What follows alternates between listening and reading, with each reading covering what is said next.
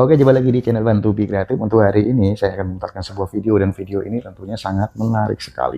Dan video ini saya dapat dari teman kreator kita, yaitu Bang Opung Parbelak. Di sini Bang Opung Parbelak akan membahas tentang isi video ini. Nah, ini yaitu tentang Bapak Presiden yang ketujuh, yaitu Bapak Joko Widodo.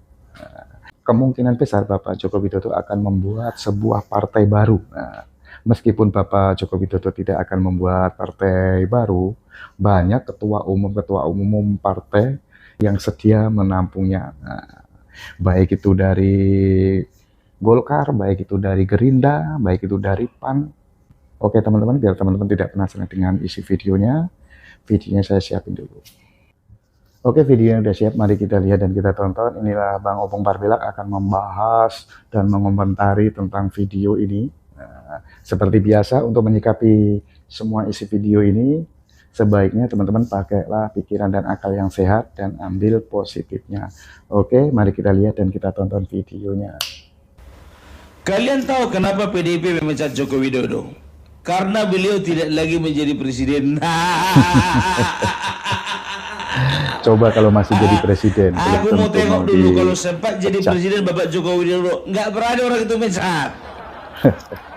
Karena sudah lengser, makanya dipecat. dipecat. Kan begitu. Coba kalau misalnya dia masih jadi presiden, nggak akan berani pecat. Kita buktikan, tapi udah terlambat.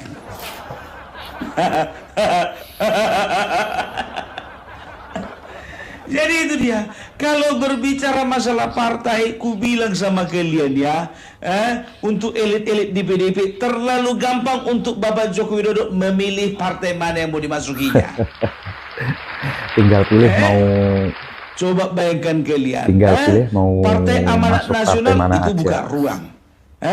Partai Golkar itu buka pintu. Apalagi Gerindra itu sudah buka gerbang. Bukan cuma ruang dan pintu, tapi buka gerbang. Itulah dia ya. Jadi kalau berbicara Bapak Joko Widodo ya, oleh karena leadershipnya, oleh karena memang visi misinya membangun bangsa selama ini ya, sedangkan bangsa Indonesia 10 tahun ini dibangunnya, apalagi sebuah partai. Kan begitu.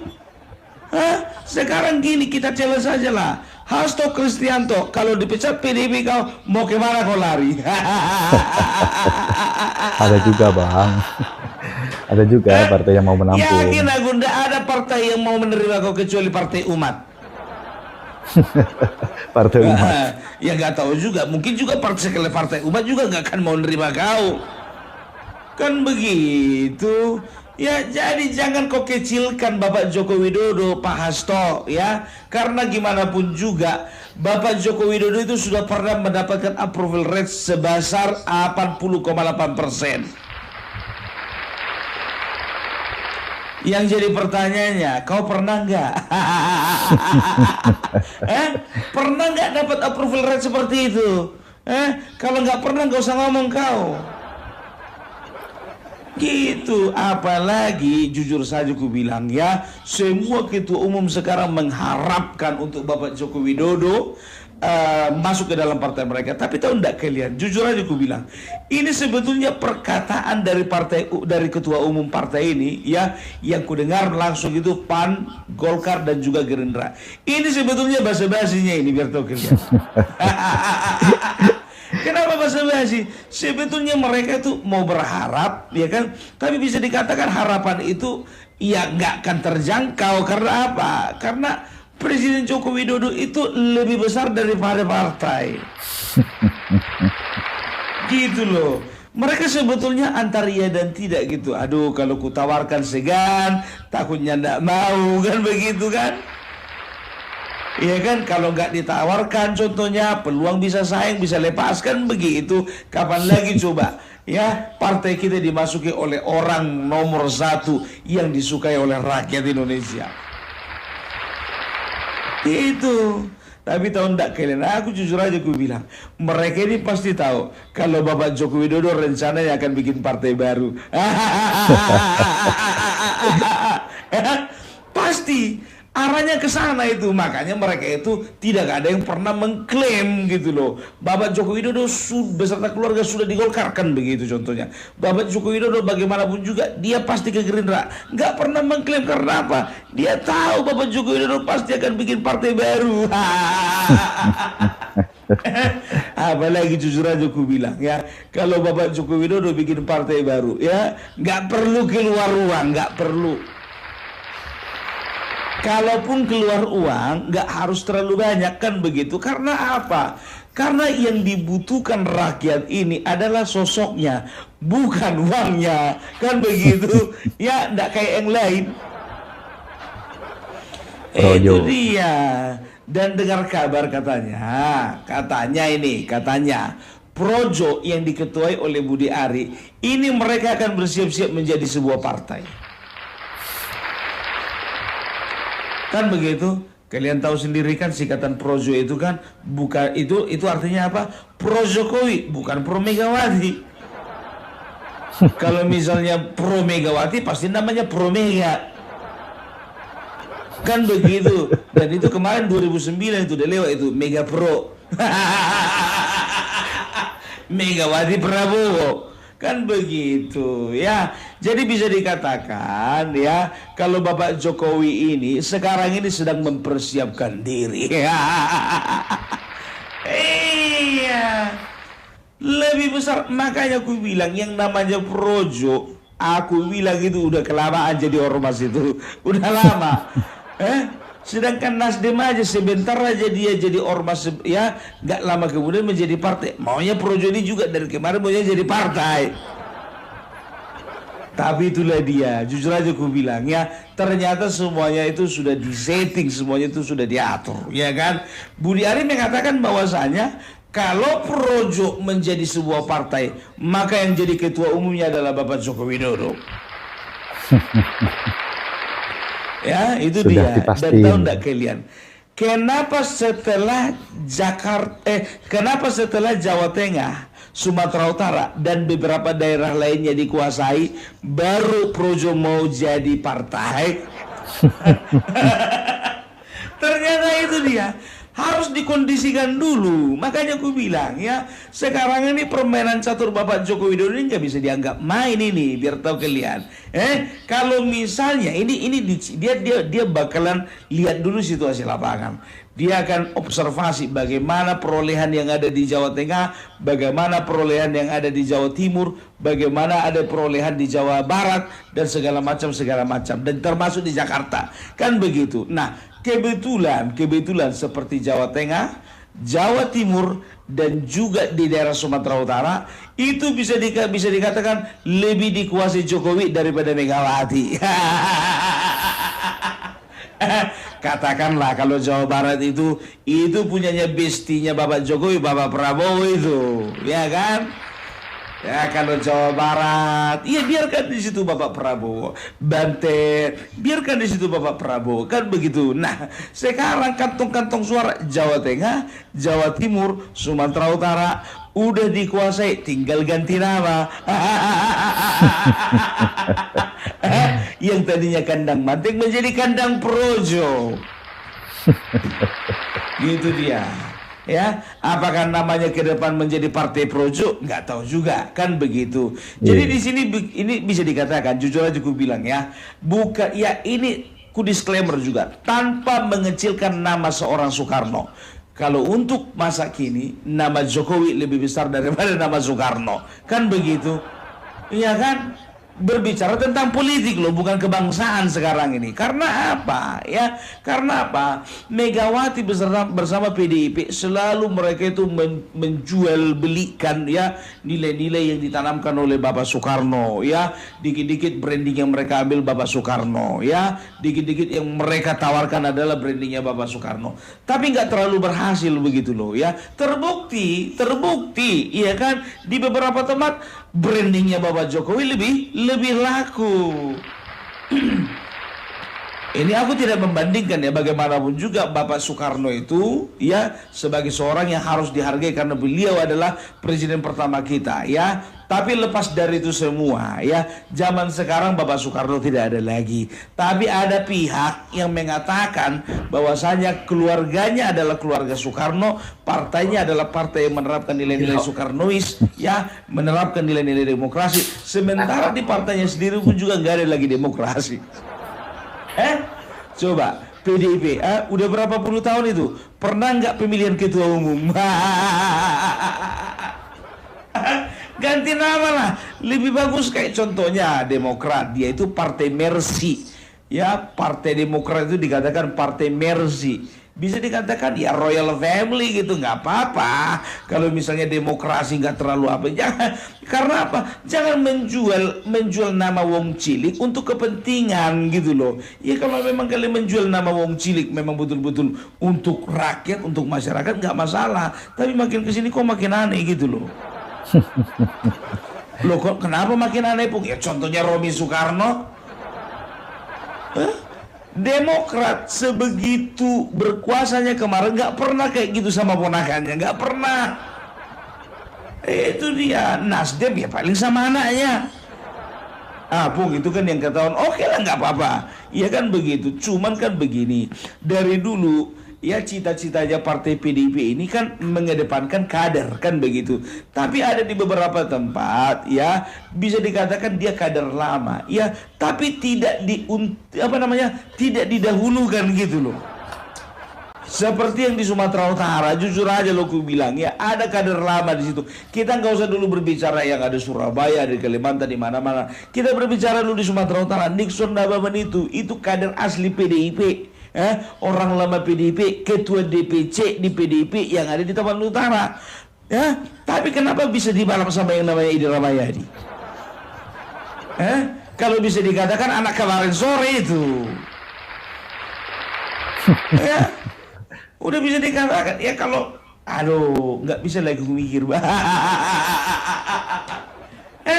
Itu dia. Jadi ku bilang sama kalian, isu Bapak Jokowi akan membuka partai baru, ini akan bikin pening kepala sebelah. Ya, Projo itu identik warna putih dan merah kan begitu. Kurasa ya kalau di sebelah sana merah tua, di sini merah menyala ini. Itu dia. Aku nggak tahu apakah ada undang-undang ya yang melarang lambang sebuah partai itu lambang wajah seseorang, nggak tahu juga aku. Ya kan begitu. Karena Projo itu kan lambangnya wajah Bapak Jokowi ya. Kalau memang nggak ada masalah ya udah nggak apa-apa. Itu aja lambangnya. Nggak perlu cari lambang yang lain. Kan begitu. Tapi ya itu dia diharapkan supaya partai yang baru, kalau memang betul Bapak Jokowi memang betul-betul ingin fight kan begitu, memang harus betul-betul memperjuangkan. Yang pertama memperjuangkan rakyat itu udah pasti. Baru yang kedua harus memperjuangkan kader. Jangan kayak sebelah, ya kan begitu. Ada yang punya duit kalah kader, Wak. Kalah kader, kan begitu ya. Jadi ada sedikit yang mau ku share sama kalian ya. Jadi ada beberapa hal. Jadi sebelum sebuah organisasi dibentuk menjadi sebuah partai, maka ada beberapa hal yang harus diperhatikan. Ya, apa itu? Ya, ini dia ya. Syarat-syarat yang harus syarat-syarat yang harus dipenuhi sebuah partai politik. Tapi sebelumnya ini harus tahu ini ya. Partai politik itu menurut Undang-Undang Nomor 2 Tahun 2008. Main undang-undang lagi kita. Ngeri ya. Partai politik adalah organisasi yang bersifat nasional ya, yang dibentuk oleh sekelompok warga negara Indonesia secara sukarela atas dasar kesamaan kehendak dan cita-cita bersama untuk memperjuangkan dan membela kepentingan rakyat, kepentingan bangsa dan negara, kepentingan politik anggota. Ingat itu ya, yang tiga itu. Kepentingan bangsa negara, kepentingan rakyat, dan juga kepentingan anggota, kepentingan politik anggotanya. Ingat, bukan kepentingan ketua umum. Gitu loh. Jadi partai politik itu bukan menciptakan orang-orang untuk melayani ketua umum. Itu sudah menyalahi cita-cita sebuah partai politik itu, biar tahu kalian ya. Itu dia ya. Jadi kalau bisa dikatakan ya, ini persyaratannya. Yang pertama ketika membuat sebuah partai politik itu ya, paling sedikit 50 orang warga Indonesia yang usianya lebih dari 21 tahun ya. Oh, kalau kita dikumpul-kumpul udah lebih, kita 50 orang. Iya kan? Entah 50 juta yang nggak tahu juga kita. Itu makanya. Sedangkan Partai Negoro dan umat juga bisanya jadi partai ya kan? Itu dia. Ya, setelah itu ya, yang kedua ya, pendirian dan pembentukan sebuah partai politik ya, itu harus 30% ya ada keterwakilan wanita. Perempuan ya. Jadi yang namanya partai politik itu 30% ya, itu harus ada keterwakilan wanita, perempuan gitu. Tapi aku jujur aja lah, pernah lah aku biar tahu kalian, tidak perlu aku sebutkan aku di partai mana waktu itu ya. Jadi keterwakilan perempuan itu cuma sebagai syarat. Iya. Ya, jadi sebagai syarat tapi nggak difungsikan. Nggak difungsikan. Kalaupun difungsikan paling di divisi perempuan dan perlindungan anak. Lain dari itu enggak.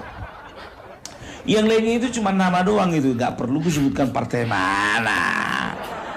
Masa lalu itu ya kan gitu kan. Nomor 3 ya, harus ada akte notaris sebagaimana yang dimaksud ya. Ada akte notaris yang di dalamnya memuat anggaran dasar dan anggaran rumah tangga. Gitu dia ya. Jadi harus ada dong ADART-nya serta kepengurusan pusat gitu. Next, yang keempat itu ya, anggaran dasar yang dimaksud itu harus berisi, yang pertama itu ciri partai politik ya.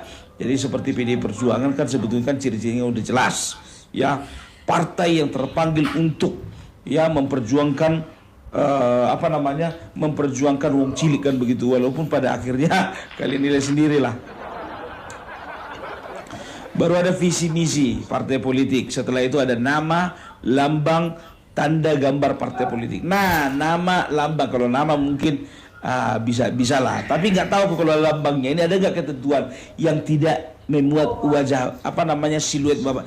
Kalau projo itu kan siluet Bapak Joko Widodo kan begitu kan.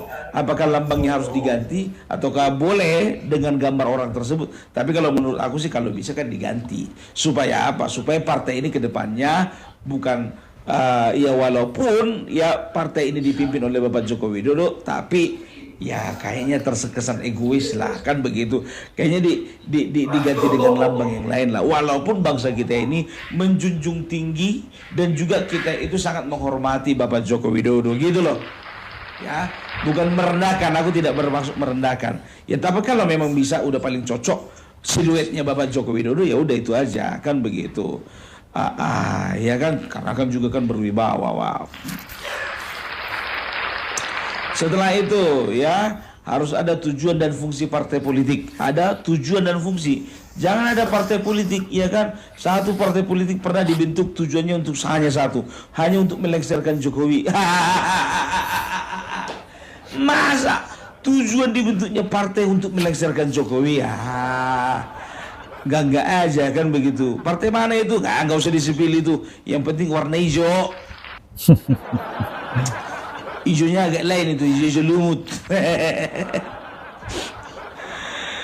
Terus ya, jadi ada organisasi tempat kedudukan dan pengambilan keputusan. Terus selanjutnya itu ada kepengurusan partai politik. Jadi harus jelas itu kepengurusan partai politik. Kalau di sini Bapak Jokowi nggak mungkin jadi sekretaris lah, apalagi bendahara. Udah pasti jadi ketua umum lah, ya kan? Nggak mungkin lah. Coba komentar dulu kalian, kalau memang betul-betul Projo ini menjadi sebuah partai, ketua umumnya Bapak Jokowi, kira-kira siapa jadi sekretaris dan siapa jadi bendahara umum? polling dulu kita ya. Itu dia. Terus ya, selanjutnya ada peraturan dan keputusan partai politik, ya, pendidikan politik dan keuangan partai politik. Ingat, harus ada keuangan partai politik.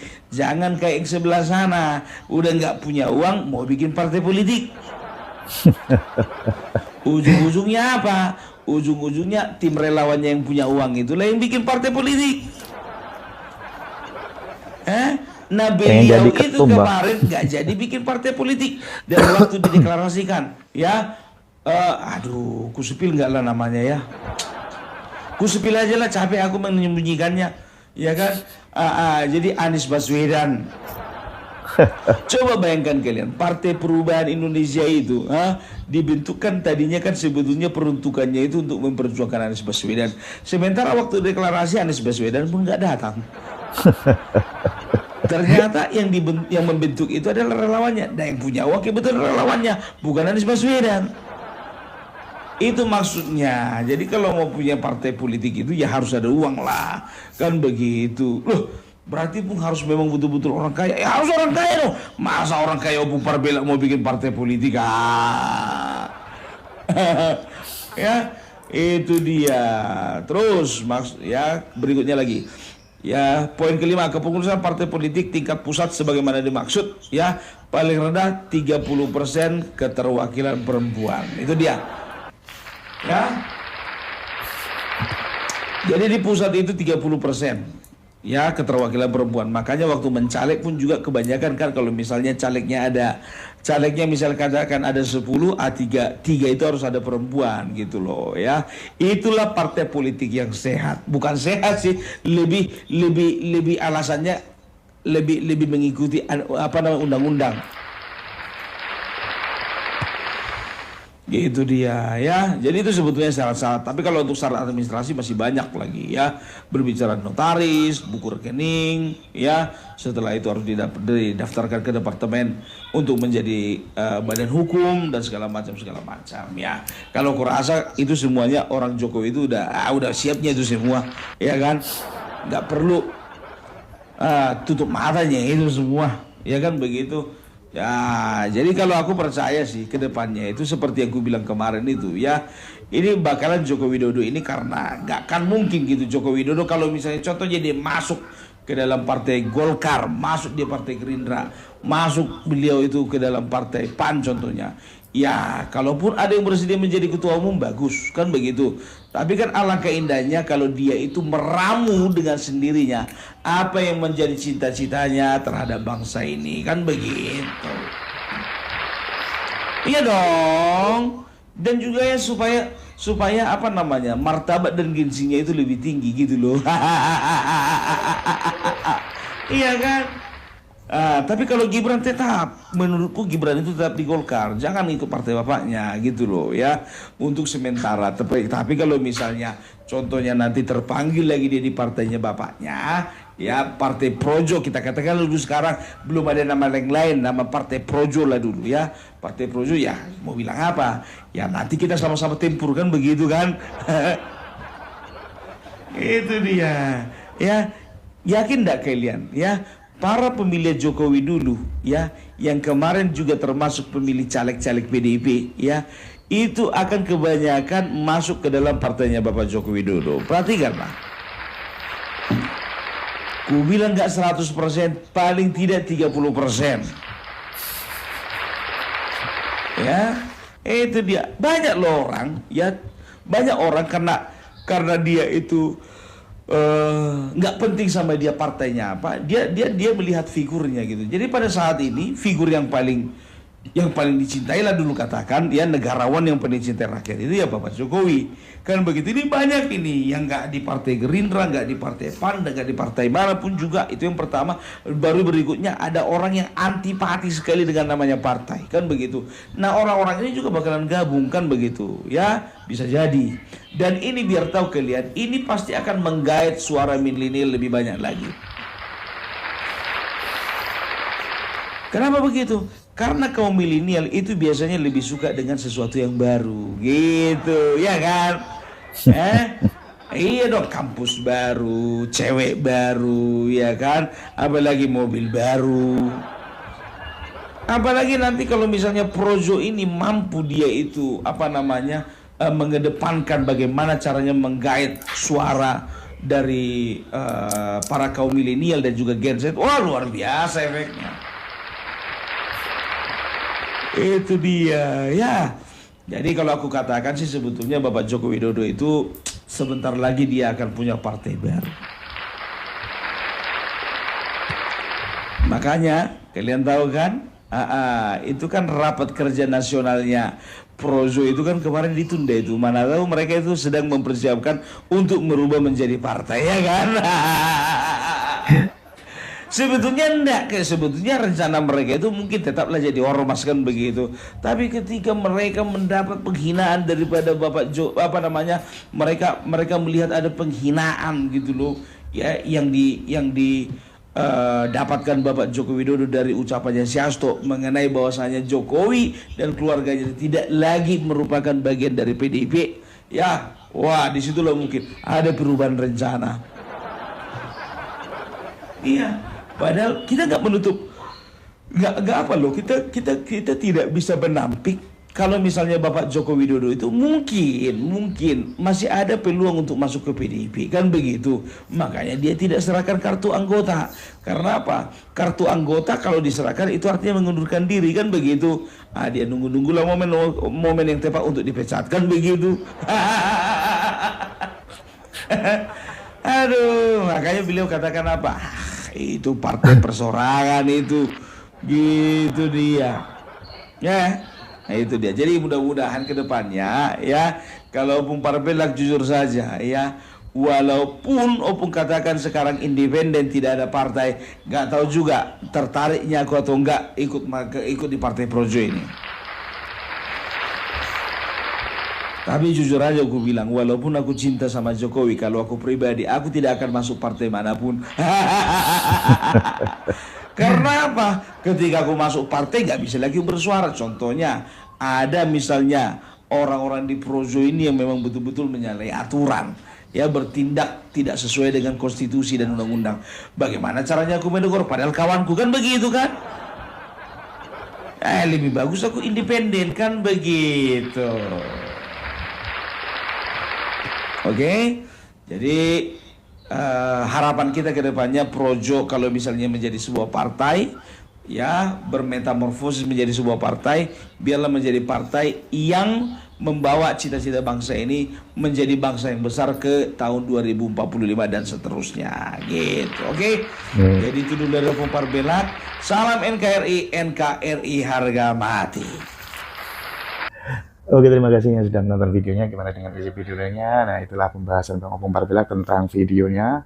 Dan apabila teman-teman ada pendapat atau ada saran, silahkan komen di kolom komentar. Dan sampai jumpa di video selanjutnya. Sampai jumpa.